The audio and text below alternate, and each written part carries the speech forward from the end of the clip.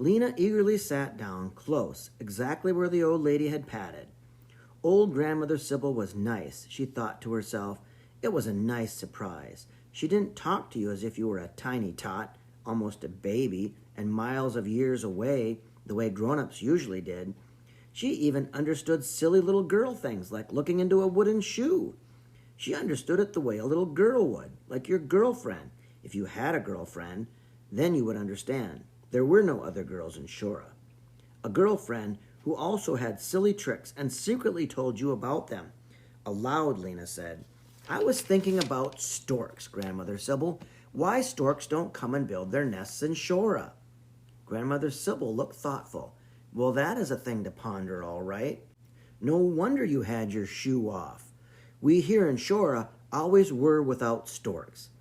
But I figured out why, Lina told the old lady proudly. Our roofs are too sharp. Well, yes, I guess so, the old lady said carefully, sensing Lina's sharp excitement. But that could be remedied by putting a wagon wheel on the roof, couldn't it? Grandmother said the way they do in other villages? Yes, I'd thought of that, Lina said promptly. My aunt in Ness has a wagon wheel on her roof, and storks nest on it every year. Ah, yes, the old lady said, but doesn't your aunt's house have trees around it too? Yes, it has, Lina said, looking in surprise at the little old lady.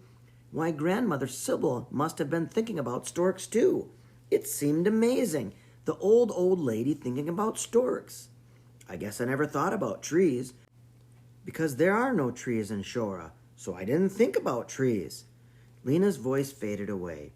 Here was a whole new thing to think about. Would a stork think about trees? The old lady wanted to know. It seems to me that storks would think about trees, and it seems to me that in order to figure out what a stork would want, we should try to think the way a stork would think. Lina sat bolt upright. What a wonderful thing to say. Lina fumbled for her shoe while she eagerly looked at the old lady. You see, if I were a stork, even if I had my nest on a roof, I think I would still like to hide myself in a tree now and then and settle down in the shade and rest my long legs, but not on the bare peak of a roof for everybody to see me all the time. Lina pulled her feet up under her and looked down confused at her wooden shoes. She really needed her wooden shoe right now. Her thoughts were racing. You see, years ago, Grandmother Sybil was explaining, years and years ago when I was the only little girl in Shora, the way you are the only girl now, there were trees in Shora, and there were storks. The only trees in Shora grew on my grandmother's place. My grandmother was then the only grandmother of Shora, just like me. She was Grandmother Sybil the First, just like I am now Grandmother Sybil the Third. And you may someday be Grandmother Sybil the Fourth, if your mother had named you Sybil instead of Lina. I had asked her to also. I had no business asking. We're not even related. But it just seems there should always be a Grandmother Sybil in Shora. But that's beside the point. The point is, my grandmother's little house stood exactly where the old school stands now. But so different from your little naked school, really different. My grandmother's house was roofed with reeds and storks like reeds, and my grandmother's house was hidden in trees, and storks like trees. Weeping willow trees grew around the edge of a deep moat that went all around my grandmother's house. And in the shadowy water under the hanging willows, pickerel swam in the moat, and over the moat there was a little footbridge headed right to my grandmother's door. And in one of the willows there was always a stork nest, and there was another nest on the low reed roof of my grandmother's house. As a little girl, I used to stand on the footbridge and think that I could almost reach up to the low roof of the little house and touch the storks. So close they seemed. I didn't know. I never knew, Lina said breathlessly. Well, Grandmother Sybil did not seem to hear. Her eyes were looking far, far away. She shook her head. A storm came, she said, as storms so often come to Shora. But this was a real storm. The wind and the waves roared up the dike for longer than a week. For a whole week the water pounded and the salt spray flew. The air was full of salt and water. You even tasted the salt on your bread in your houses. And when it was all done, There were only 3 willows left at Sybil's corner. That is what they called my grandmother's house, because everybody gathered there on a warm summer day to sit and chat and rest from work in the only shade in Shora, to talk and to lean their tired backs against the only trees in Shora. And even those 3 leftover trees sickened and died. I guess their leaves have just taken in too much salt that long week of the storm. Later, after Grandmother Sybil I died, they came and tore down her house, chopped out the old rotted stumps of the trees, and filled the moat with dirt. Then there was nothing for years and years, until they built your naked little school on the same spot. But the Storks, they never came back. Well, Lina sat wide-eyed, hugging her knees, staring straight ahead, drinking it in, dreaming it over, the things that the old lady had said. Dreaming the picture. It sounded like a faraway tale, and yet it had been true. Grandmother Sybil III had seen it. She had thought as a little girl that she could reach up and touch the storks. It had been so real and so close, right there in Shora. I never knew, Lina whispered to herself, and even a little footbridge, she told herself as she hugged her knees.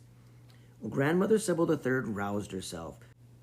So you see, you mustn't think our sharp roofs is the whole story, must you? She said softly. We must think about other things too, like our lack of trees, our storms, our salt spray. We must think about everything. And to think it right, we must try to think the way a stork would think. Grandmother Sybil, you said we. Have you been thinking about storks too? Lina asked in astonishment. Ever since I was a little girl, and ever since then, I've wanted them back. They're lucky and cozy and friendly and, well, just right. It's never seemed right again, the village without storks, but nobody ever did anything about it. Teacher says, Lina told the old lady softly, that maybe if we wonder and wonder, then things will begin to happen. Is that what he said? Ah, but that is so right, the old lady said. But now you run in the house. There's a little tin on my kitchen shelf, and in there are wine balls. You get us each a wine ball out of the tin. Then I'll sit on my stoop, and you sit on yours, and we'll think about storks. But we'll think better each on his own stoop, because often thinking gets lost in talking. And maybe your teacher is right, that if we begin to think and wonder, somebody will begin to make things happen. But you must go find the candy tin. I can think much better sucking on a wine ball. And you take one too. You watch if it doesn't work much better than looking inside that old wooden shoe. Lina had never been in Grandmother Sybil III's house before. Never in such a neat kitchen. There was the shelf, and there was the candy tin. There were storks on the candy tin. Pictures of storks and high sweeping trees were all around the 4 sides of the candy tin. On the lid was a village, and on every house there was a huge, ramshackle stork nest. In every nest, tall storks stood as though making happy noises with their bills, looking up into a happy blue sky. Lina kept turning the candy tin to see the pictures again and again.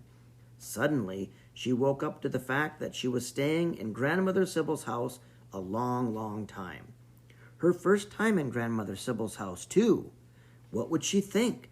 She hastily shoved the candy tin back on its shelf and hurried to the stoop. Grandmother Sybil, storks are on your candy tin, and on every roof a nest.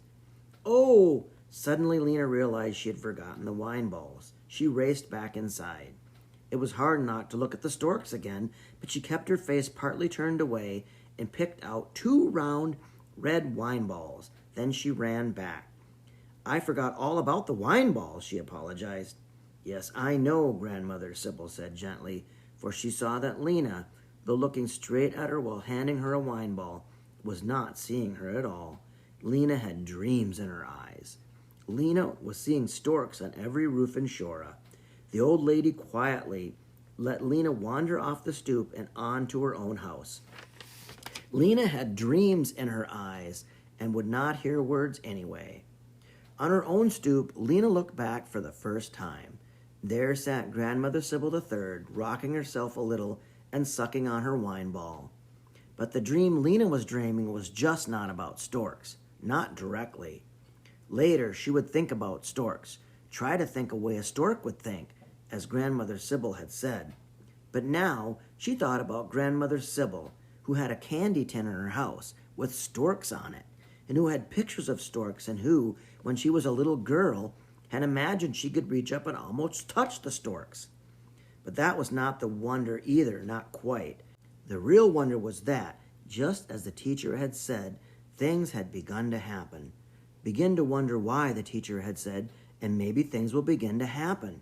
And they had, for there sat Grandmother Sybil III on the stoop of her little house, and suddenly she had become important.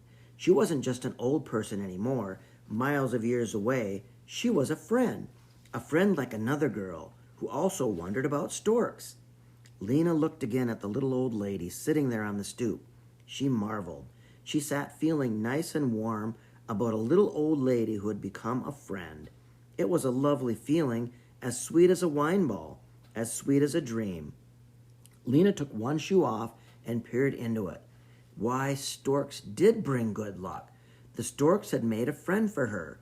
Why, now, when the boys left her out of the games, she could go to Grandmother Sybil, and they would sit and talk and chat. Lina looked up out of her shoe triumphantly. Why, yes.